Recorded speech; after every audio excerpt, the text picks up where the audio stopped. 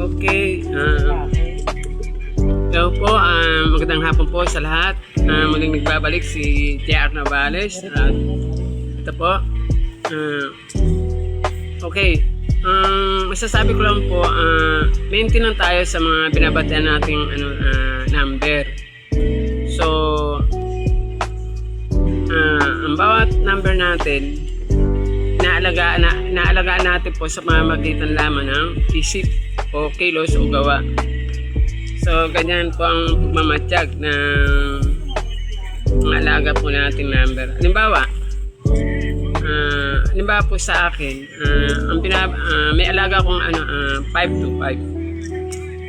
529. Or ang mga binabantayan ko po 529, 425 at saka 722.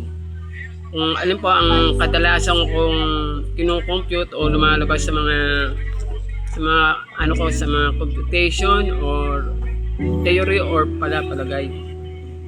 So, halimbawa po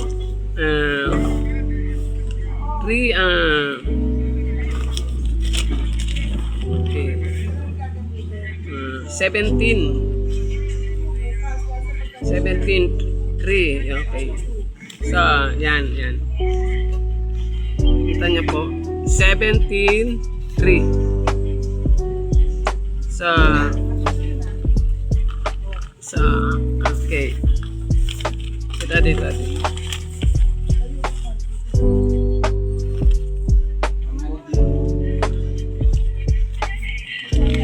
Tsaga lang po, tsaga. May kasabihan nga po tayo, kapag may tsaga, may nilaga. So, 17 3. So, labas po yan ang first row. 2 PM po ngayon. So, nakita nyo to. 17 3. Itong 3, pag pinaligtad mo yung 3, 30, diba? 30. So, ang 30 less 1 equal 29. So, 29. So, yung 17, diba? 8. 2 plus 6, 8, diba? So, 2 plus 6, 8. Ibig sabihin, ang 8, yung 17, di ba?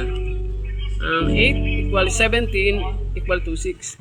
So, gagawin natin 17, 26. Kapag inikot mo yung 26, so 29, di ba? So, 29. So, ang 3 single lines sa dulo. So, pwede siyang, ang 5 kasi single line. So, 17, ang 17 po, pwede din siyang 5. Kasi may tinatawag na ang 14 ay ang 14 kasuma ng ng 17. Kaya ang 17 pwede po siyang 5. So 529 lang po. So i-bet mo po, tali mo po 529. Bye-bye po. Bye-bye. Balik tayo sa YouTube channel Bye-bye po.